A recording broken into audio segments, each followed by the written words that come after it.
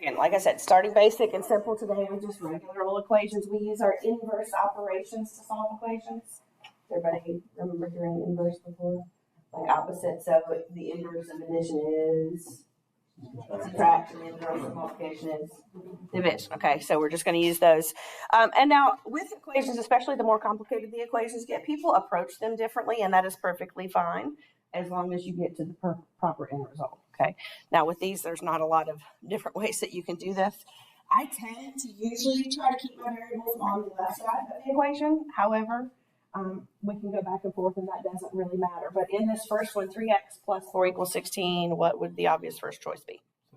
Subtract our 4 over, yeah. Okay, so we're going to do that. We're going to take and subtract our 4 over.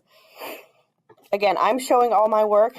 I know at this point you could probably look at that and just go ahead and write the next step, and that's fine. But I will show every step throughout the process because we will get into some more complicated equations. Tomorrow we'll get into some equations with our favorite fractions in them. So get in the habit of showing the work. That way we can see everything we're doing.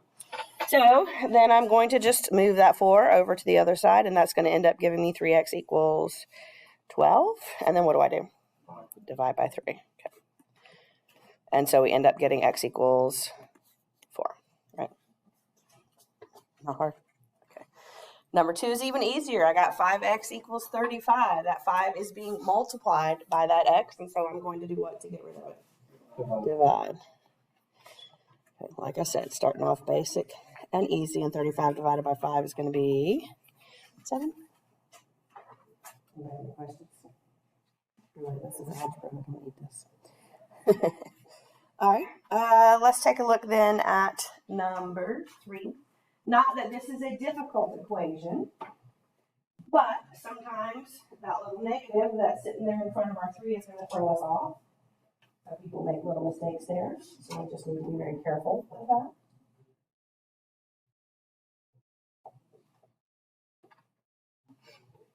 I've got a negative 3 plus n is equal to 12. Because that 3 is negative, what is going to be the inverse operation to that? Am I going to subtract or add it?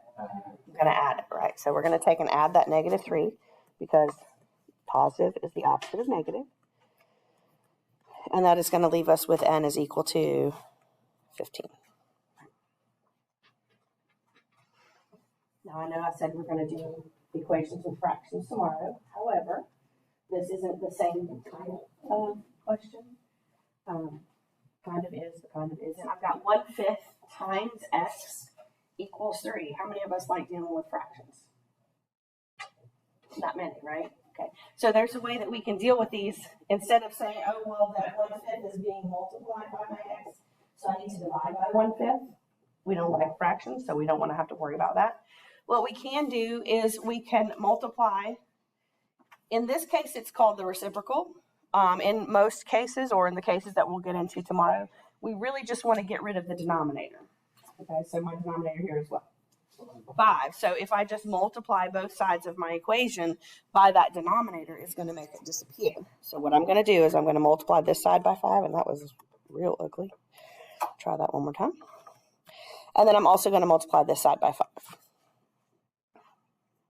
5 is the reciprocal of 1/5. The reciprocal means we just flip it upside down. So it works in this case. Multiplying by the reciprocal is the same thing as dividing. But anytime we see fractions, if we just get rid of our denominators, then we can have a nice, easy equation. If I multiply 5 by 1/5, it just turns into what? Those 5's cancel each other out, and it turns into 1, right? So you can write a 1x if you want to. Also, you could just write x. I generally just write the x. I don't put the 1 in front of it, but if you like to put the 1 in front of it, you can. And then I multiply that 3 times that 5, and that's going to give me 15. And if you think about it, is 1/5 of 15 3? If I take 15 and divide it into 5 parts, it's going to be 3, right? All right, so I want you to try 5 and 6. Those are a little bit more involved. Okay, they're still not hard. But they both have variables on either side of my equal sign. So what I need to do is working on getting the variable either to the left side or to the right. This is where we have several different approaches that we could use in the first place. Number 6 is a little bit more involved because what's in number 6? Parentheses. So you're going to have to get rid of those parentheses first. How do we get rid of parentheses? We distribute. Okay, so I want you to go ahead and try 5. and try 6. Let's see how well we do with these equations. Kind of slowly easing back into the math. We need to get to the point where we can solve these types of equations very quickly and easily. Does anybody else have their parent down? I don't know.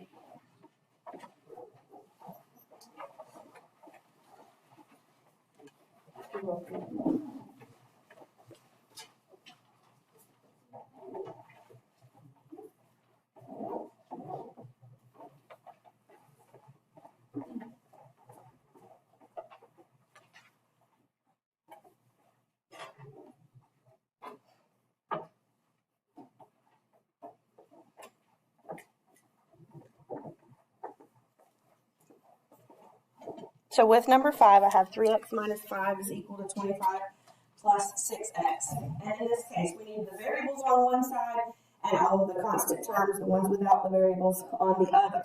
It really does not matter which way you move. Like I said, I tend to always move my variables to the left, even if it makes them positive. Some people prefer to keep their variables negative. That is a choice that you can make. Okay, I'm not going to tell you have to do it exactly the way I do. But for me, I'm going to move my variables from the right side to the left side. So that's 6x. I'm going to take it and subtract it over. This may not be the first approach that you did, and that is perfectly fine as long as we end up with the same result. 3x minus 6x. Also, if you're not real good with your integers, like adding and subtracting positive and negative numbers, I would recommend we use a calculator.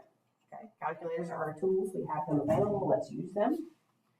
And then when I did that, I ended up with a negative 3x minus 5 equals 25. So then I can take and I can get rid of that 5 now so that my variable is all alone by adding it to the other side. And then I end up with a negative 3x is equal to 30. What next? Divide. And then we should have ended up, whichever way we started this, with x equals negative 10. Okay. Even if you took the 3x and subtracted it over to the 6, you would end up with the same result. And you're going to see, I don't really like calling on people specifically because I know a lot of people don't like that. So when I ask questions, I generally just ask them to the class. So if you know the answer, you can say it. Now, if it comes to a point where I get an observation from one of the administrators, then yes, I will call on you individually. But we'll talk about that a couple months down the road. I'm not worried about that right now. I know a lot of people don't like being called on, so I don't want to put you on the spot, especially the first part of the year. All right, with 6, because I have those parentheses, you said I needed to distribute. So we're going to take that 4 and we're going to multiply it by everything in the parenthesis behind it. So we're going to distribute that 4 to the x. And then we're going to distribute that 4 to the negative 3. So that's going to end up giving me 4x minus 12. Does that 4 jump across the equation, the equal sign? No. And then on the right side of that equation, I have 2 times x plus 6. So we're going to distribute again. So that's going to give me 2x plus 12. And then we just continue to solve. It doesn't matter which way you go from here as long as the end result is the same. I'm going to start by taking my 2x over to the left side.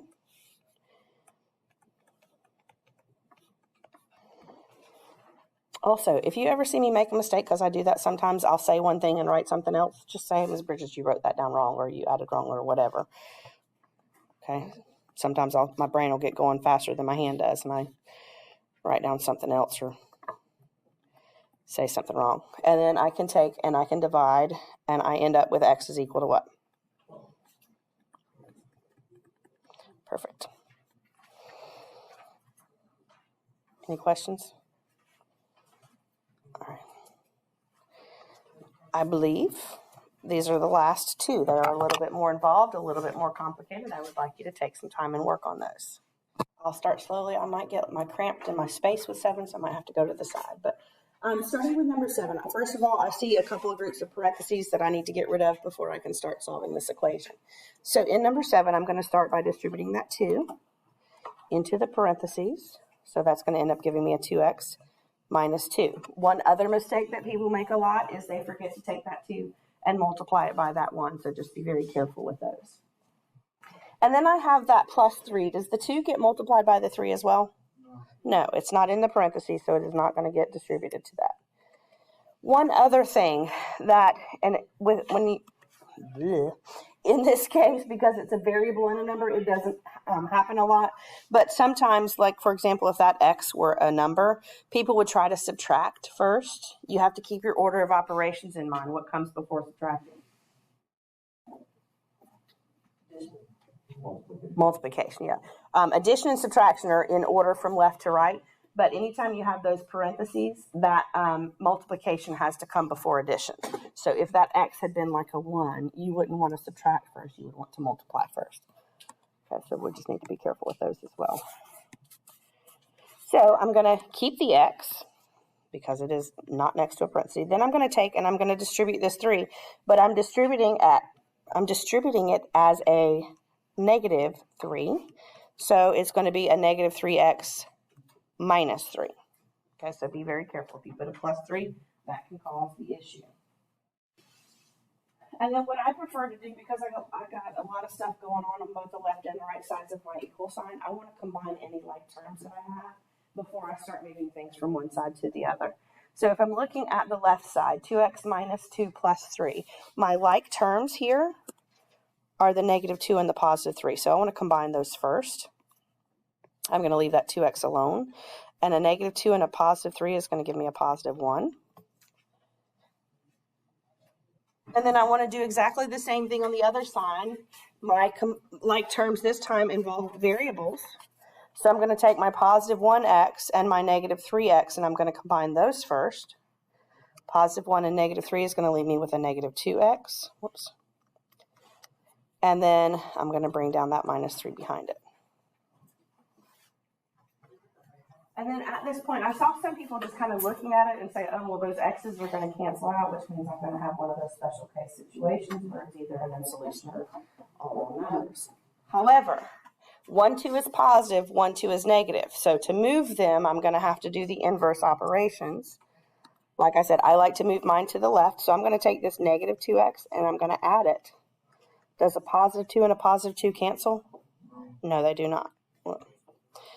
So that is going to give me 4x plus 1 equals, those cancel out. And then don't forget about that negative in front of that 3, and I'm going to come over here to the side because I'm out of space.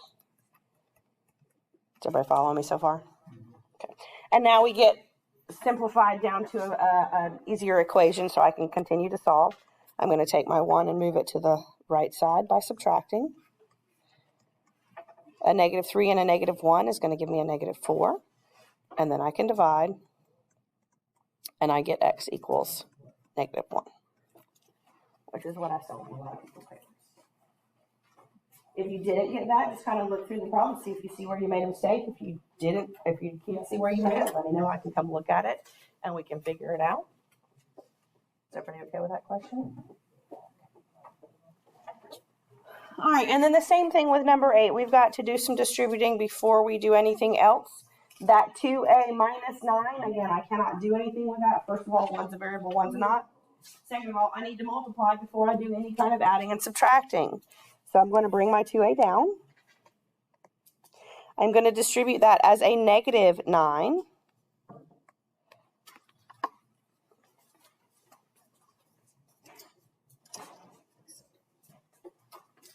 Negative 9 times positive 6 is going to give me a negative 54.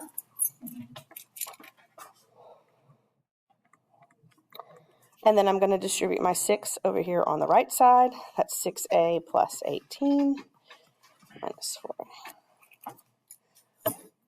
Okay, and then again, before I start moving things from one side of the equation to the other, I want to simplify as much as possible, combining any like terms that I have on the left side.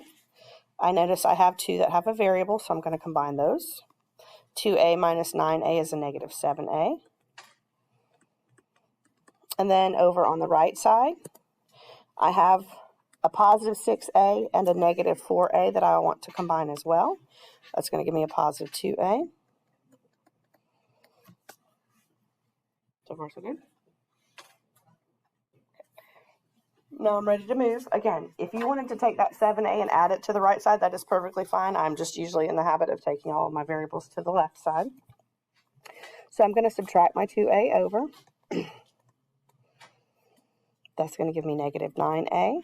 Bring down that negative 54. Those are gone now. And that's going to leave me with 18. And then I can add my 54 over.